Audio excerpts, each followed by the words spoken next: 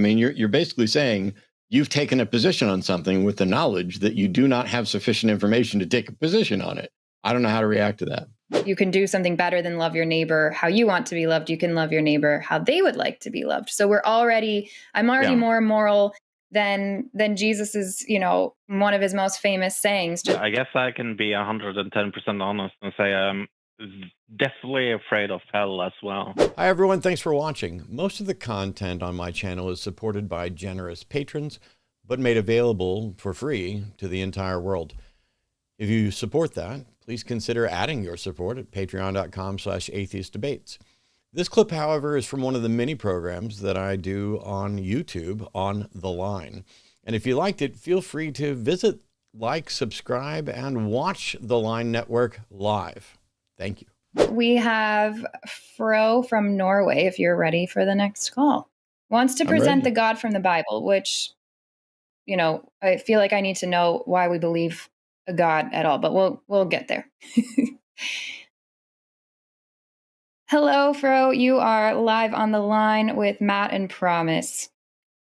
Nice to meet you both. Thank you. You as well. So you say here you want to present the God from the Bible. Just to be clear, so are you a Christian? Yes.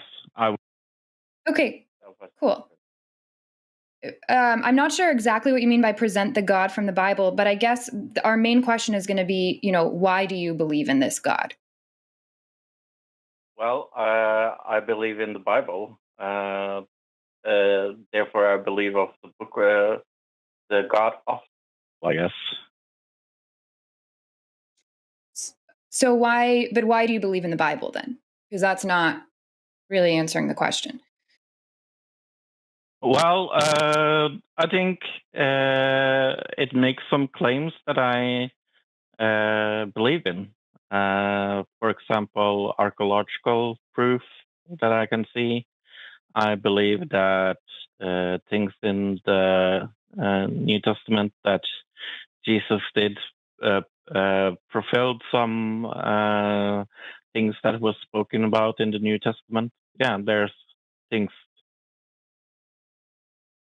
So I have a book, actually it's a 2-part series here, and it has some very historically accurate, it talks about locations in different cities, where you could go to some of these historic sites, and then some of the things it talks about happening potentially in book 1, it ends up happening in book 2.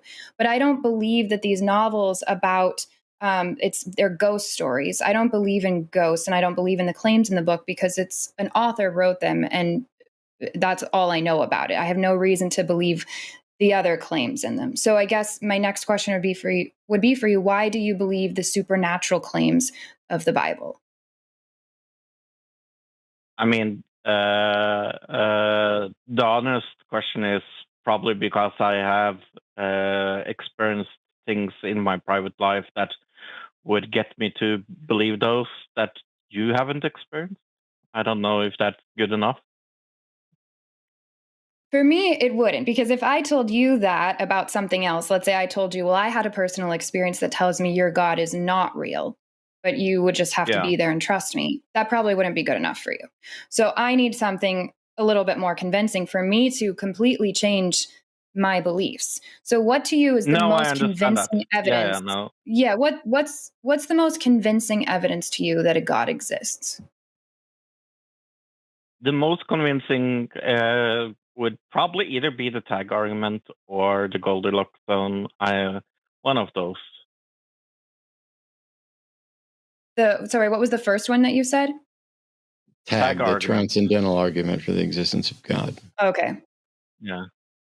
Well, so for example, let's just take care of the Goldilocks zone real quickly. If you get Delta Royal flush, does that mean the dealer cheated? Probably not. No. How would you tell whether or not that flush occurred naturally and honestly, or whether it was the result of manipulation? I couldn't. So if you can't tell the difference for something like a hand of poker, which we know the odds of, and we know that people can, in fact, manipulate the results, What's your criteria for determining that reality is more likely intelligently tuned than not?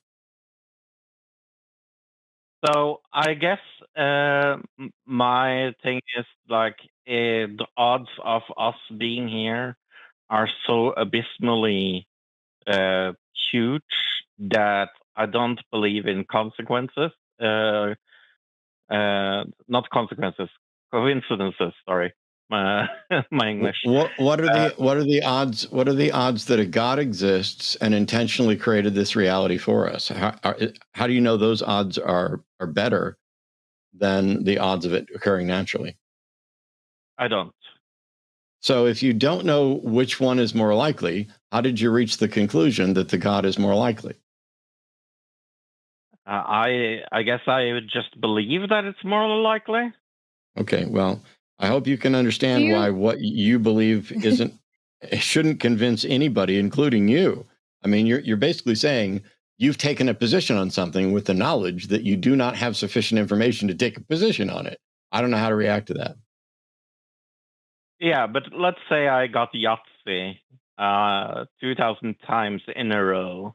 Would you check my dice? Sure. I don't have to check it Yeah. 2,000. You don't have to do it 2,000 times in a row for somebody to check your dice. We understand how dice. We understand how dice work.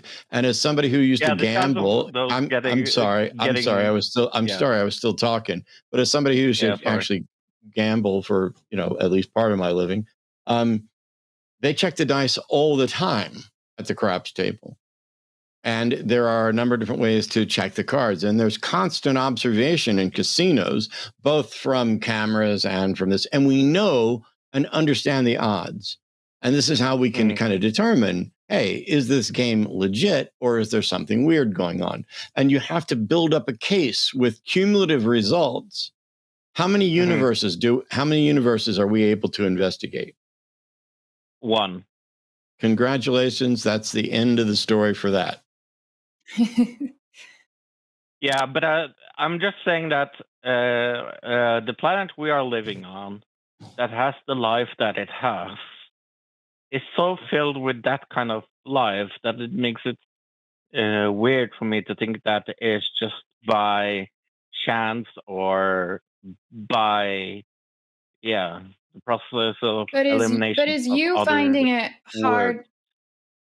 But just because you find that hard to understand, or just because you think that it's, rare, does that make it so? No, but can you prove me another world that is just like this? Well, no. In the But I'm universe, not. how many planets like ours would you expect to happen naturally in the universe? Naturally? Yeah. 0. Well, why is it that you would expect no planets in the entire universe to have the characteristics that ours does? What is it about the universe that makes that impossible? Human beings, I would say. Why? Because I haven't seen proof of life on other planets that would be even No. So okay, like this is ours. 100. This is merely a fallacy. First of all, Okay. whether or not you've seen something is irrelevant to whether or not it exists. But also, Yeah, no truth you're specimen, saying, yeah. but also, you're now saying that, hey, I haven't seen this, and until I do, I'm going to assume it's impossible without a God. Well, that's also a fallacy. You don't have any justification for that assumption. So you're Well, sitting other than here. what the Bible tells me, I don't have No, any no, no. The justification. Bible isn't a justification for anything. The Bible does not change the knowledge that we have about how likely life is to occur in the universe. There's nothing at all about the Bible, even if it were true and you had good reason to believe it, that says, oh, here's what the odds are of life forming without God's assistance. Is there? No. Cool. So when you say that you have nothing other than the Bible, and now we show that the Bible can't do that, what you're saying is you have nothing. I guess so, yeah. Cool. Thanks. I try to be honest in these types of conversations because I find it No, hard. Yeah. it's No, I think great. you are, and I appreciate it. It just we haven't heard arguments for the existence of a God. I think I've heard more why you are convinced, but I hope that we've showed you why some of those are just not strong reasons. Did you want to talk more about your tag argument? Although that one's really The fast because that's just transcendental this argument for claim. God. Yeah, I mean, I'm sure you have heard it 1,000 times before, but uh, I guess we can't justify morality without God. Is Can more or you less Why justify not? my morality argument. with God? I believe I can, yeah. Cool. How? Through what He tells us to do and not to do. So I'm not aware that a God has told us anything, and I don't know how a God telling us something would confirm any sort of morality other than an opinion from a God. Well, if He made us, He has the right to tell us what to do. Really? So if I'm your parent, I get to tell you to do whatever I want, no matter what? I'm the governor No, of what's okay. So why does God get to declare what morality is, even if He made us? because He made the premises. What He made the premises? laws. How do you prove that? And by the way, even if you could prove that He has an opinion about morality, that doesn't mean His opinion is right. You're declaring that He has opinions and that they must, in fact, be right. You have got to justify both of those. Yeah, I guess. Yeah, I haven't thought about that. Okay. I think But I think I these are good things to agree. think I about. agree. There are things that. Sorry. Continue. No, I do agree that are things in the Bible that I find morally repulsive, like slavery, for Good. example. That makes me Um, feel a little better about you. That's good. um, but it is. Guess I guess a lot of my morality claims become weird if we take those away, because I do agree that we have to take the whole Bible under. It doesn't help that Jesus says that we should love others like we love ourselves and things like that.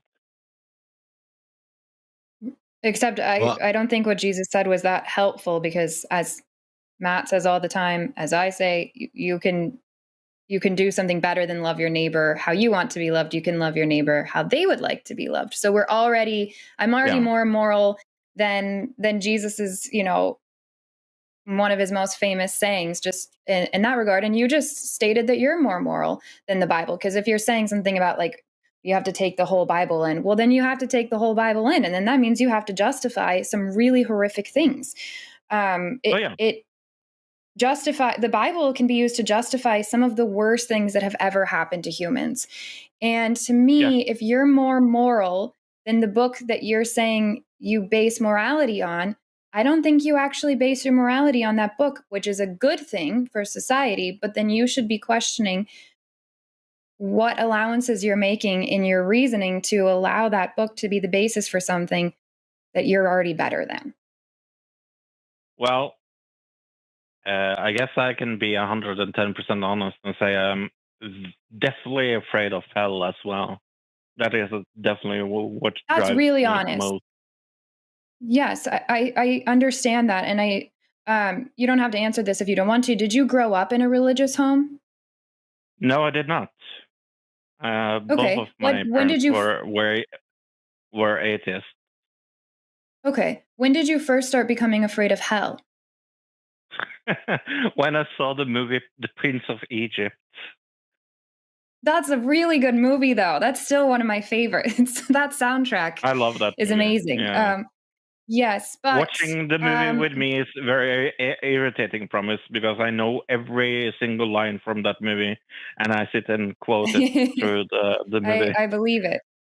I believe it. Yeah. But I think it's really cool that you're able to be honest enough with yourself and say, okay, really what's at the root of a lot of this is fear. And this fear Yeah. came from something uh, that was designed to impact your emotions, which would be a piece of art, which was that movie. That soundtrack alone can make you feel all kinds of stuff. And Yeah, I deliver would us. give you some homework. Yeah, I would give you some homework and go sit with that and figure out why you're not afraid. If you go watch movies about other religions, maybe go watch Thor. Tell me why you're not trying to get into Valhalla one day. Tell me why this is the thing that you picked, the Christian faith, and how do you know you're not pissing off a bunch of other gods? And I think that'll lead you to some other questions that'll help you figure out if you want to believe something because it's true or not, or because it just feels like something that'll make you feel better. And if you want to focus on what's true or not, you're actually going to experience a lot less fear in your life. Well, I tried. I had a past where I was a Mormon for 4.5 years, and I walked away from that. Became very atheistic. It's actually just the latter 2 years that I've gone back to Christianity because I got older and more afraid of death. Um, and it kind of it got me into the spiral. So I have read the Quran, and I ask myself, why am I not afraid of the Quranic hell? And I think my honest take on that is because I just don't believe it. It was earlier you had talked about what God said, and I was, I'm not aware. I said I'm not aware of any God saying anything to anyone, nor why it would matter if it did. And I had then shortly after that, you said that, Jesus said this. And I think one of the two questions you could ask yourself about this is, how do you know that Jesus said anything, or that you have an accurate record of what Jesus said? And why does it matter if Jesus said it? Well, if I believe that he is savior of the world, and I actually believe that if I don't trust him, I will not go to heaven. I guess I'm afraid that is true. Okay. Yes, if you begin with the very thing in question, which is that he is divine, that's what we're trying to Yeah. prove. If you begin by assuming that, then you can make excuses for anything. But we don't get to assume that. That has to be demonstrated. And so it's like, hey, why do you believe that God is the source of morality? Oh, because Jesus said this. Well, why does it matter what Jesus said? Oh, because I believe Jesus is God. But A, why do you believe Jesus is God? And B, how do you know that Jesus said anything, or that you have an accurate record of it? Well, if he's God, then he preserved the record. Okay, then why is it different between the Gospels? There is no rational explanation for the problems here unless you begin by believing and ignore the things that are problem. Mm. So I guess I have a question. How do I get out of being afraid of hell then? You might not. I know people who've been atheists for 50 years who still wake up with nightmares of hell. And that's because some religion indoctrinated them into being afraid of something. And until there's a demonstration that it is absolutely false, there's a motivation to remain afraid on some level, because it's been built up as a true thing. And so now the burden of proof in the head of the indoctrinated has shifted. Yeah. Yeah. And as long as it's shifted, you're not going to be able to get to, I don't know, peace on that front, other than by giving it some time. And I would also recommend the Secular Therapy Project as a potential resource to reach out to. Yeah, and Because I have tried to walk away from it, but every time I walk away from it, it's this voice in my head saying, "Are you sure? Are you sure? Are you sure? Are you sure?" and that keeps me like going back and still praying and still believing in the book of the Bible, because I'm afraid that it could be true.